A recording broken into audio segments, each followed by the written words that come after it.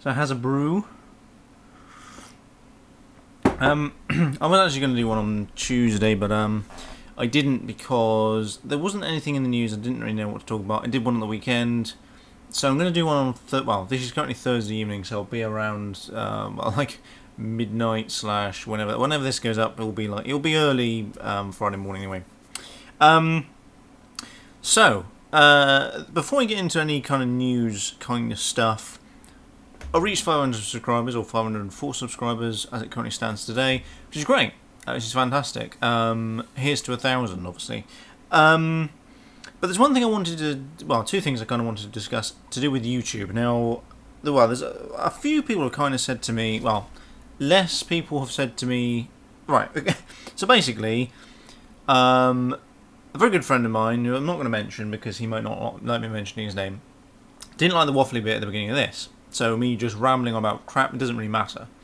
However, and there was somebody else that also said that. However, there's also been about 5 people that I talk to regularly on Twitter, and just other random people that have come across videos that like this kind of bit of interaction at the beginning, nice bit of personal sort of background, because that's the whole point of having a brew time. It's sitting down and me pretending to have a conversation with you. That's kind of the whole point of it, and that's kind of where things go. And somebody actually really well described brew time as one of those things where you're basically just sort of sitting down in a pub having a conversation. And that's what I want it to be like. I want it to be conversational, I want it to be really laid back, and I don't want it to be one of these just, run-of-the-mill standard kind of news things that just reels out the news every week, because there's millions of those, and I don't want to be like that. So, once that's out of the way, so that's that one thing out of the way, basically I want your sort of opinions on it. Do you want me to waffle at the beginning, or do you want just news? Do you want it to last 5 minutes and for me to just talk about news and nothing else? And just let me know, because I've had a bit of mixed reviews, although the majority of people like the interaction at the beginning. So I'm still going to waffle for a minute, but bear with me. Second thing to do with YouTube is Google Plus comments. Now, a lot of people moaned about this, and I can kind of see why, because obviously you have to have a Google Plus account, and Google Plus is shit.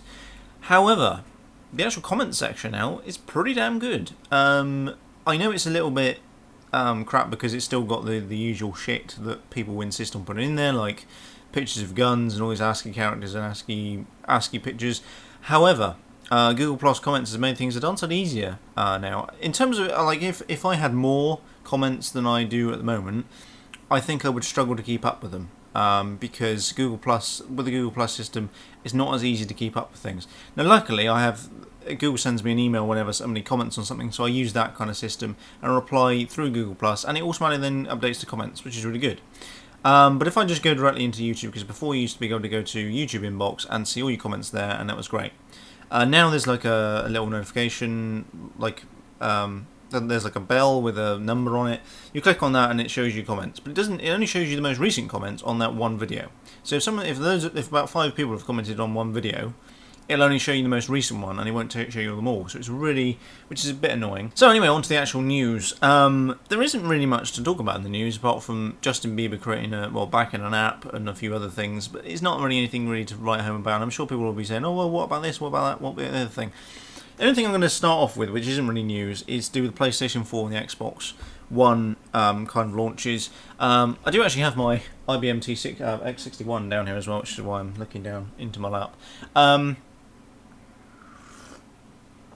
Now, there's always been this big contention. As soon as Sony and Microsoft announced both consoles, you've got fanboys from both sides of the camp, sort of laying into each other, getting really, really irate about the whole thing. But as it stands today, on the 14th of November, 2013, I would buy a PlayStation 4. If I had the option to buy an Xbox One or a PlayStation 4, ignoring PCs, I'll get a PlayStation 4. Mostly because the performance is slightly better on PlayStation 4. A lot of games, perhaps not just yet, but as the developers learn the hardware more, 1080p 60 frames a second. And that's what I'm looking forward to, especially with the PlayStation 4. Xbox doesn't seem to be able to do that with a lot of games. And this, this whole resolution battle, a lot of, the fanboys saying, 720p, it doesn't matter if it's in 720p. It doesn't. It makes a huge difference if it's in 720p. If you see a film that's in 720p versus 1080p, there's a huge difference. There's twice as many pixels there for a start. So, it's the same with 4K. I mean, though 4K is not 4 times as many pixels, but it's, slightly less than that. But it's kind of, that kind of similarity. You can't compare 720p with 1080p because there is no comparison. Fair enough, because I have a 720p projector, it doesn't do at 1080p, and it brings it up on over there on a 100-inch screen, and it's insane. But I can game on that fine. In actual fact, I find that it's just too big. But the resolution is perfectly fine for me to play COD, and it doesn't matter. However, if there was something like, I don't know, like a racing game, I want to get as many pixels in there as I possibly could. I want it to be able to look as good as it can, especially when it's supposed to be next gen. When a lot of games that were running on 360 can run in like 720p or 1080, that means there's no different. You may as well not buy a next gen console. But yes, I would definitely get a PlayStation 4. The other reason as well is it sounds as though you might be able to install your own shit on it if you can hack around with a PlayStation 4, which Sony should provide as standard anyway. I think they should allow you to do that because it allows then you can install your own custom OS on it and stuff like that because it's got really good hardware in there. And it's it's not that expensive. You could run it as a home theater PC, for instance, or a Steam box. It's a really nice form factor. So I'd love to be able to see Sony officially, maybe even to pay like £100 fee for it, to unlock it. I'd happily do that. Or for them to provide two versions of it, like a developer version or like a geeky version that's completely unlocked, doesn't come with PlayStation on it at all, and you can just mess around with it and do things to your heart's content. And there's also the fact you can swap out an SSD in a PlayStation 4 really, really easily. So yeah, I would definitely get a PlayStation 4 if I had the option of an Xbox One or PlayStation 4. I won't be getting an next-gen console yet until the prices come right down, which will probably be a couple of years' time, I suspect, or maybe a year. So I certainly won't be getting one now because 400 quid's a lot of money for a console that can't really do very much. The graphics are crap. For 400 quid, you could buy a very, very nice PC that would completely blitz, blow away any next-gen console as it currently stands. So, I certainly won't be getting a console until they drop down to, maybe 200 quid perhaps, maybe a little bit more than that. Then I might get one, but from it I definitely won't be. So, the only bit of news I could really find that was really any interest to me personally, and probably to the people that really watch this, was Amazon Web Services virtual desktop solution, or Amazon WorkSpaces, I believe they're calling it. Now this isn't necessarily, for the main general popular users, this isn't no one really gives a shit. But for businesses, this is really good. Now, the whole reason for this is because Amazon. Well, so let me explain what Amazon Web, what this WorkSpaces is supposed to do. Essentially, what it does is it provides you a virtual desktop that you can use anywhere. So you can use it on a PC or a tablet or a mobile device to access things like corporate apps and stuff like that. There's times when you can't run things on a mobile device and you need a dedicated OS for it. Same if you're out and about and you've got a non-domain machine and you can't use VPN and all this other stuff. And what WorkSpaces provides is a non-centralized desktop work environment, virtual work environment. VMware has always classically gone the whole, it has to be hosted on site and you have to have your own dedicated data center and all this other crap. And Amazon want people to move away from that. They want them to to use AWS, to use the cloud, and so that therefore wherever you are in the world, you don't have to then connect back to your own corporate data center. Which is good because you don't, in terms of costing, it's cheaper to do it like that because you've got, somebody else managing the things, you've got somebody else managing the hardware, somebody else doing all the maintenance side of stuff as well. All you really need to do is kind of sort out the software and and bits like that. So if if an AWS data center goes down in I don't know wherever they are in the world, Carolina for instance, I don't even know where the hell data centers are for AWS, but say a data center goes down in North America somewhere and they're flooded out and all their servers are fucked. It will fail over to another data center somewhere else and you won't lose any service. But if that happened to your own corporation, although if your data center burns down, you're pretty much up Queer Street anyway. But say your data center burns down, you can still use the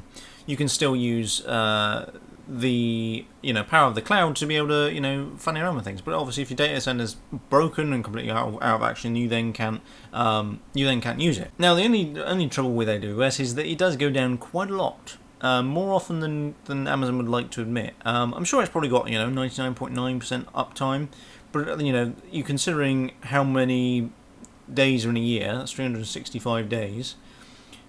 At least 1 or 2 of those days a year it goes out. Probably about 5, I reckon, it goes out. Now, a day is a lot of money's worth of, especially if you're doing, if you're a bank, for instance, and you lose a day's worth of business, that's easily £1 million or £1 billion you could have lost or won in that time.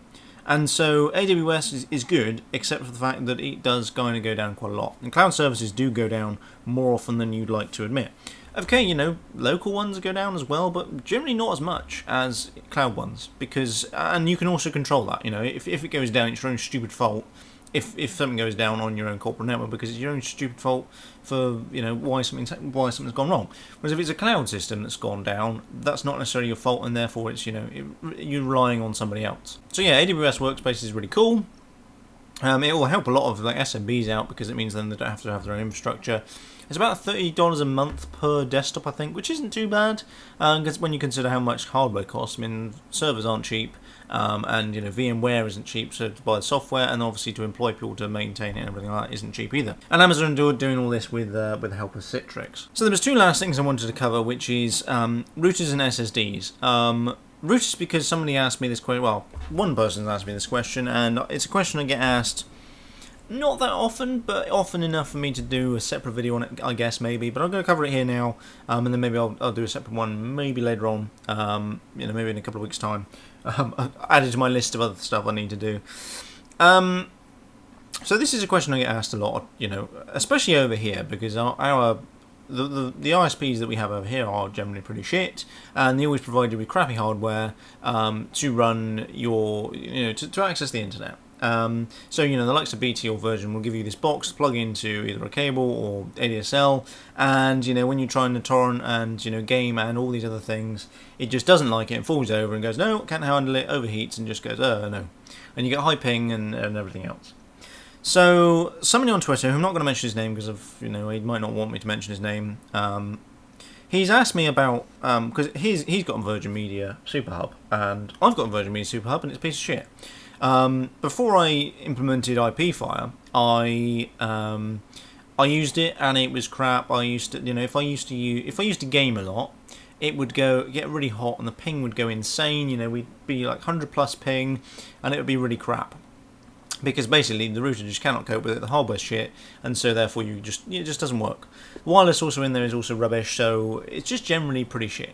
So what I did was I bin that. I put my own router in there, and that worked really well for a while, and it was doing alright. And then it still wasn't it's still being a bit of a pain in the ass.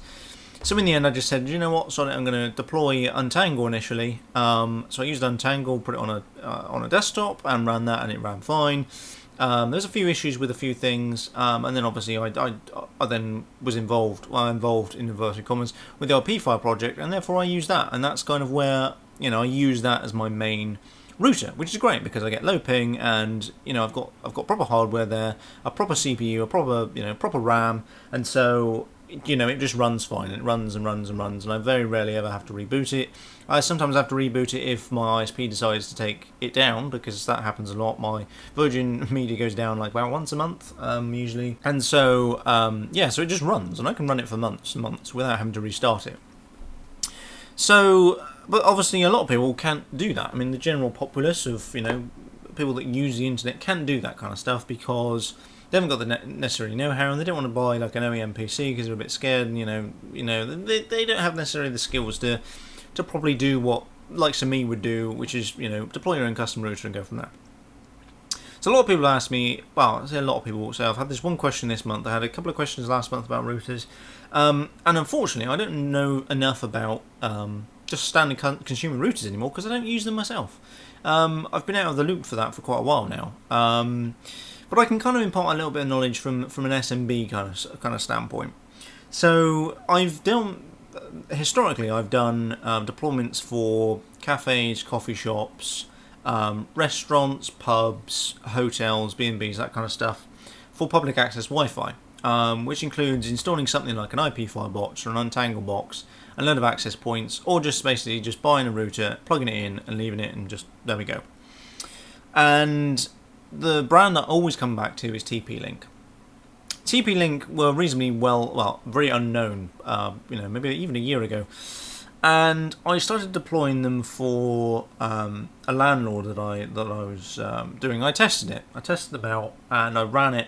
I ran this TP-Link access point for ages, and it just was solid. It just worked. It was great. And so I deployed it, and I just sort of left it, and it didn't need any reboot or anything. I used it as an access point.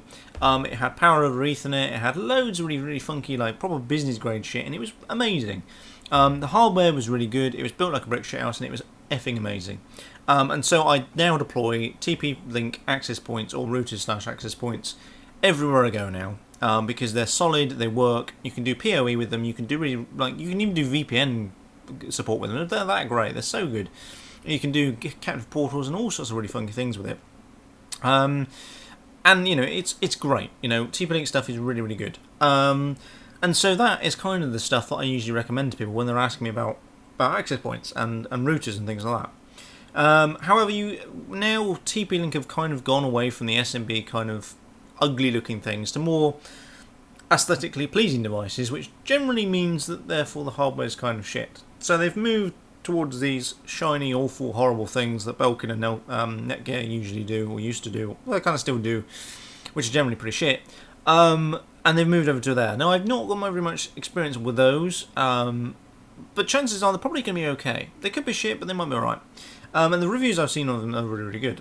So, if you're looking for a router to replace your shitty ISP router, look at the TP-Link stuff, but just generally do your own research, because it depends on what you're after. If you're after amazing Wi-Fi, you would go with one router over the other. If you're after amazing NAT support or parental controls, that kind of stuff, you go with another one. If you're after a really noob-friendly one, you go with another one. So I think you need to really do your own research on that. As with anything electronic, if you're going to buy something, especially if you're going to spend a lot of money on it, I would just recommend just picking up just a generic TP-Link one that will do what you want it to do, because they cost about 30-40 quid, and they're just they're just really cheap really for a reasonably good router that's going to do what you want it to do. Unfortunately, just with consumer routers anyway, they're going to be pretty shit, because consumer routers have crappy hardware in them. They have some shitty APU or system on chip thing that's not really going to do very much, and so more often than not, getting your own dedicated PC is a really good idea, which is why I kind of want to push. That's why I'm pushing that towards people, because it's it's really good to run your own hardware. So yeah, that's kind of it for routers. I've not really imparted very much advice on that, because I don't really have enough advice to impart. I'd love to be able to be a YouTuber where people will send me stuff and I can test it out and tell you if it's any good, but I'm not in that position, so unfortunately I can't do that. Yeah, so basically just do your own research on routers, and just, and if you find something you really love and you think, wow, this is fucking amazing, send it to me, and, or not send me the device, but, tell me about it, let me know, send me a tweet, or, put a comment in down below, or send me an email, whatever, and let me know, what your favourite router is, and then maybe I can impart that knowledge to other people that then ask the question.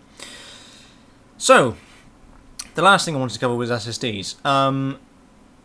And the reason for that is because of cost. Now, a lot of, a lot of militant geeks have slagged, some militant geeks have slagged off SSDs, saying, oh, they're really, they're really unreliable and all sorts of other crap. But that's no longer the case. I've been running SSDs in my desktop and my laptop for over a year now.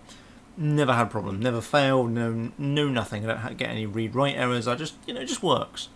And the great thing about SSDs is they are super fast, and that's kind of why I'm recommending them to people now. If you have a laptop that's maybe a couple of years old, that's getting a little bit slow, upgrade it to an SSD, because that's just super super fast. It's silky smooth and it just works really well. And SSDs now are coming down in price like nobody's business. You can pick up a Kingston HyperX drive, like a HyperX 3K for 60-70 quid I saw on eBay today, which is bloody amazing.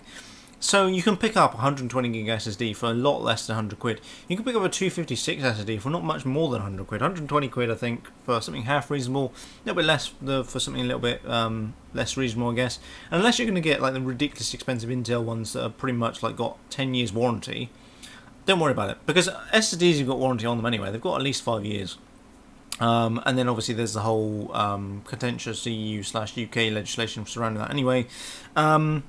But yeah, So, if you have an old laptop that's really slow, remove the hard drive if you've got the skills to do it, replace it with an SSD because it'll make a huge difference. Yeah, you don't have as much space. In terms of spacing, you don't have that much space. I will do a video on what I do for whenever I reinstall an operating system and I have an SSD, what I do to it to ensure that you can use your SSD in the most optimum way and save space and everything like that. There's a really good article from I can't remember who it was now, somebody somewhere, which I'll put the link in the description below, on how to set up SSDs in Windows 8. Really great resources, what I use all the time. So go and check that out. I think that's pretty much it. I've rambled on far too long. This video is far too long. I will try and do another route time on Tuesday, proper Tuesday, as opposed to this pathetic midweek thing. And yeah, so apart from that, I shall catch you in a later video.